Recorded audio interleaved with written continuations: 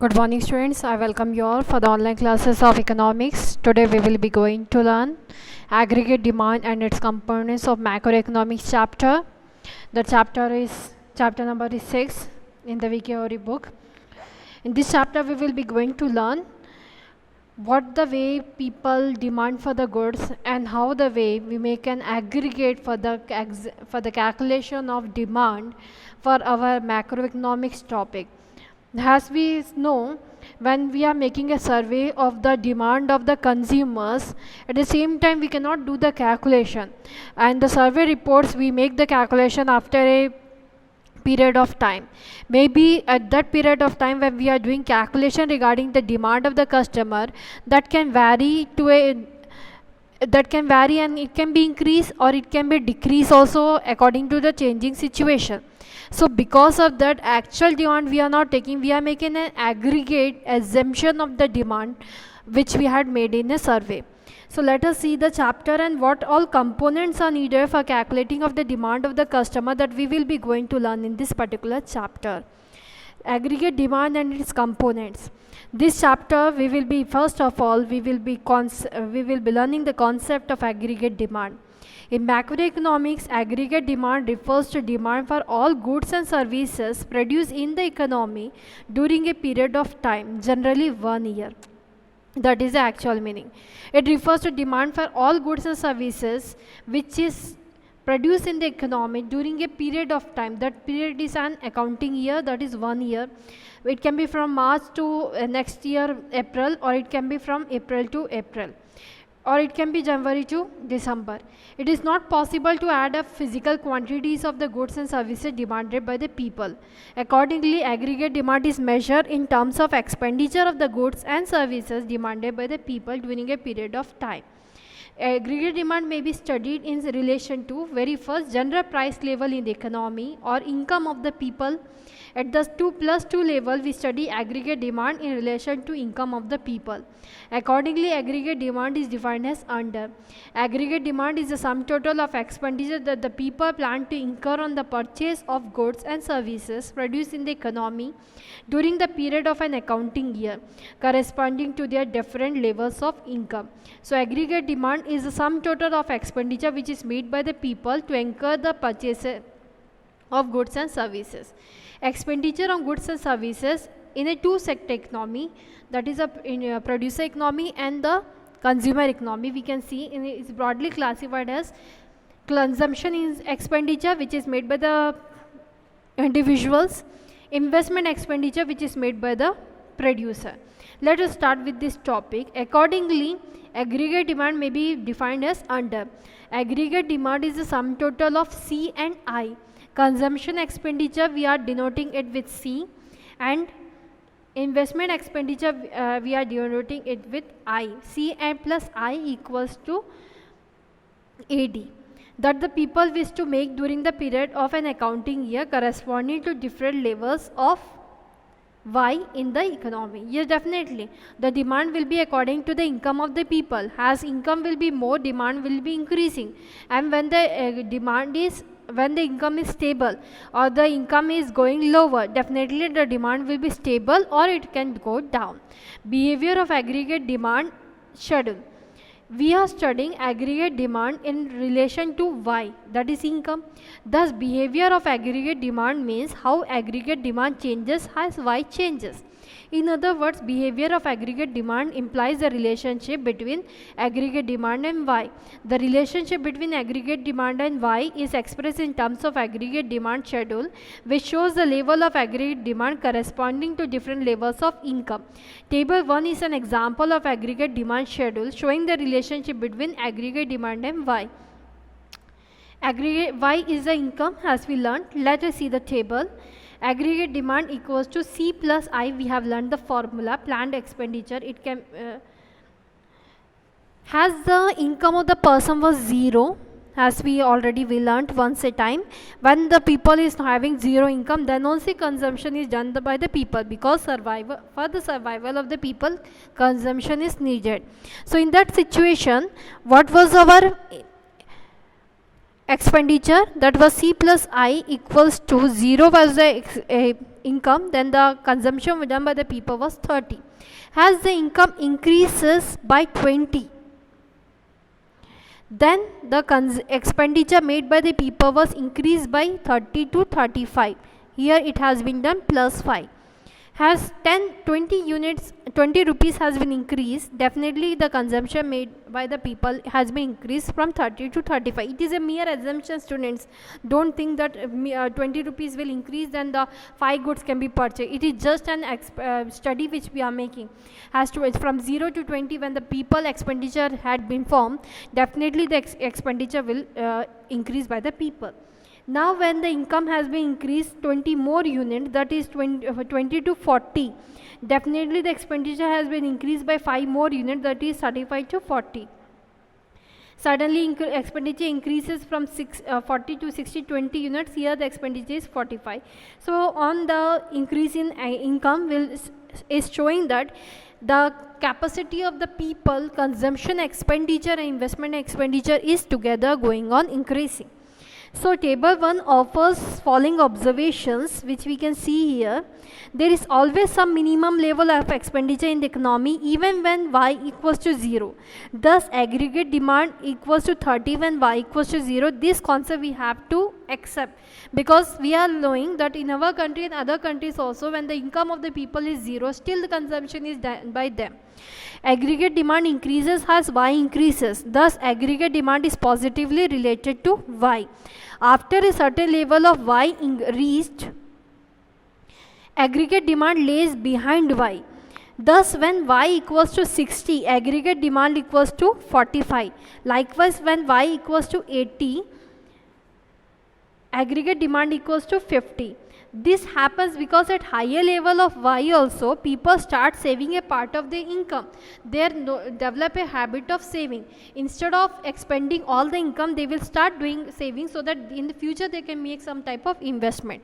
So that itself is known as some level the people, when the income increases, parallelly to income they will not do expenditure, they will do a stable expenditure, and one part of the income they will start doing saving also. Aggregate demand curve on the basis of the above table, we can see here in the figure number 1, AD in relation to y. You can see in this figure 2 axes are there, that is x axis and y axis.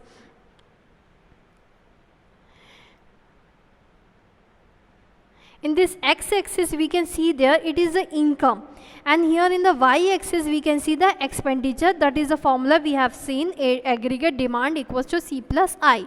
So here we can see the same tabular data which is shown in the table, that here we can see there when the income was 0, still the consumption was done by the people, and this consumption level we have learned there 30 units. That time the consumption started from 30. 0 was the income, then also 30 was the consumption done by the people, from the theory that if the income is 0, still the people do the consumption. Now when the income has been increased from 0 to 20, you can see here is the income increases from 0 to 20. What we are seeing there, here the expenditure has been increased from 30 to 35. We have learned there that the expenditure will increase mere 35. So here we can say 20, when it was 20, the 35 was the expenditure. Now when the income will increase from 20 to 40 here, then the graph will increase to 40. Means 5 more units has been done the consumption. Then when expenditure increases from 40 to 60,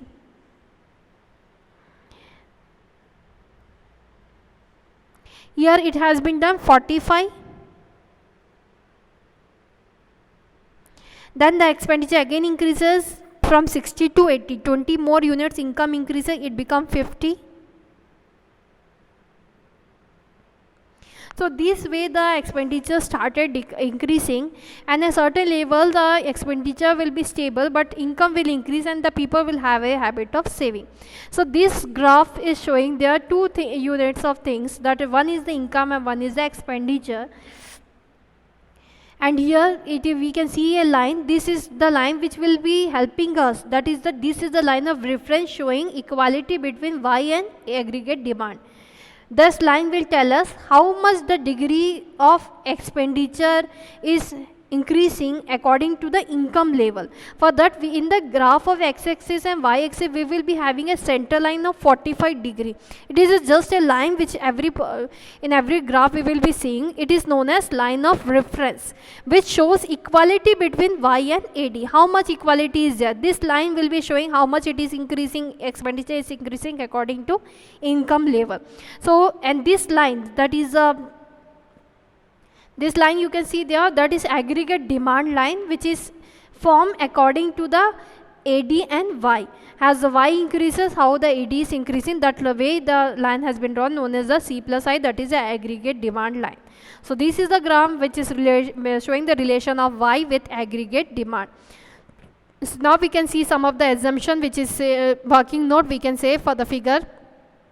45 degree line is a line of reference. Each point on this line shows that Y on the x-axis and A equals to aggregate demand on the y-axis. Aggregate demand equals to Y when Y equals to rupees 40 crore. Prior to it, aggregate demand greater than Y. This is because of the impact of minimum level of aggregate demand. Beyond it, aggregate demand less than Y. You can see there aggregate demand, two things are there. Here here you can see this area and this area. Here it is greater than. Aggregate demand is going more than the aggregate demand is becoming less than the income level. This is because at higher level of Y, people start saving a part of their income. Minimum level of aggregate demand is equals to 30 crores. You can see there.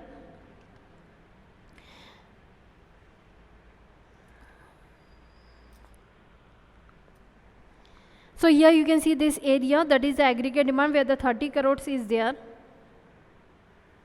So this is the and this dot which is the cross the aggregate demand and Y, this is known as the equilibrium level where the people get satisfied, and after this level only people will do the consumption, but at a certain level where they will start doing the savings of the income. So this indicates expenditure independent of the level of income in the economy. Aggregate demand starts from 30 on the y-axis. It suggests minimum level of expenditure or expenditure which is independent of the level of Y in the economy. E is the point where aggregate demand equals to Y. Prior to it, aggregate demand greater than Y. This is because of the impact of minimum level of aggregate demand. We can see here it is a minimum level of aggregate demand near to 45 degree.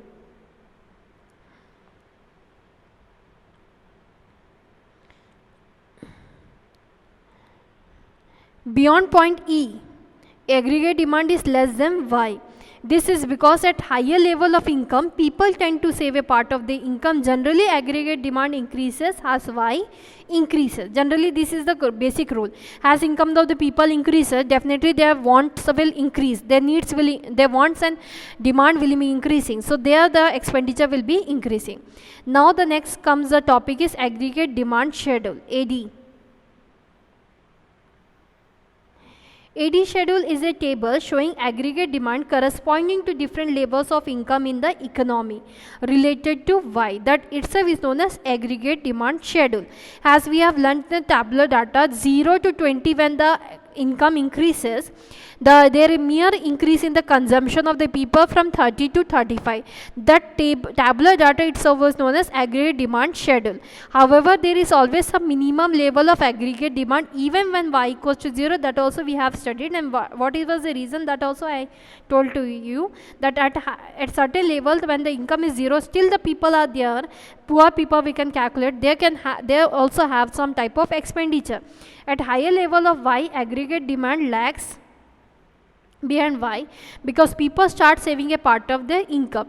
Aggregate demand curve is diagrammatic presentation of aggregate demand schedule showing aggregate demand corresponding to different levels of Y in the economy.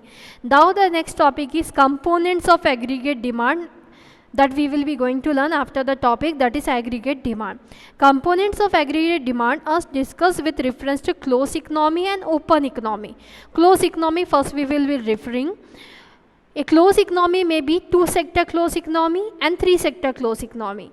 A two-sector closed economy, what it is? A two-sector closed economy includes household sector, producer sector. Specifically, there is no government sector in this economy. From the viewpoint of components of aggregate demand, household make consumption expenditure and producers make investment expenditure. Household consumption expenditure measures demand for consumer goods. C. Producers investment expenditure measures demand for such producer good, which leads to capital formation. I. Thus in a two-sector closed economy, aggregate demand has two components as this. Aggregate demand equals to C plus I. Household consumption expenditure plus producer investment expenditure.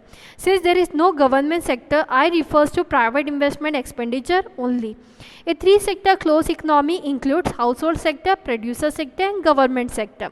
The government makes collective consumption expenditure.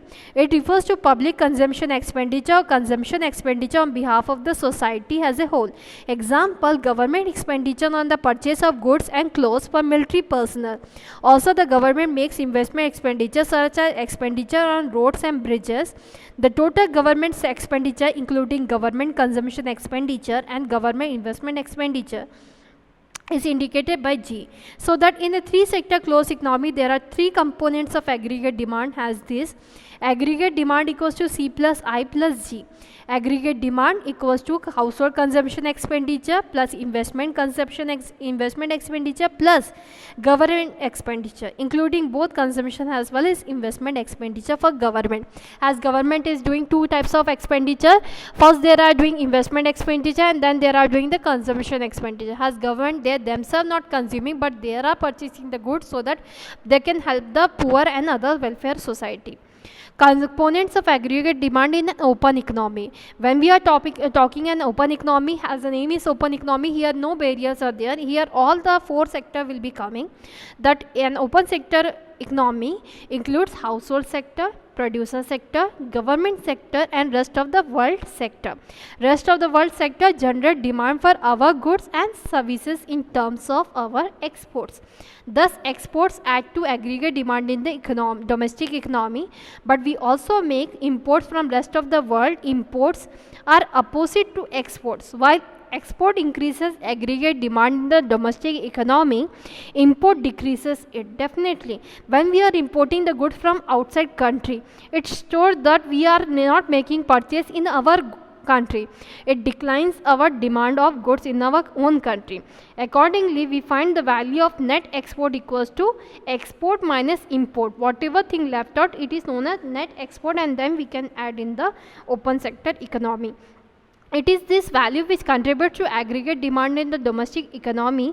Accordingly, we have four components of aggregate demand in an open economy. Aggregate demand equals to C, the household consumption, plus I, investment expenditure, plus G, that is government expenditure, and the last, that is net export, that is export minus import. Why we are here doing whatever import we are doing, that way we are had made expenses of our goods from our country to outer side country, that must be deducted from actual export we are doing, because in export we are getting the income and import we are paying to the other country, that must be deducted and that net export will be added to aggregate demand. So that the formula makes aggregate demand equals to C plus I plus G plus X minus M, that is the net export. In the next class, we will be going to learn the next topic, that is consumption function, estimation and behavior of C component of aggregate demand. Thank you.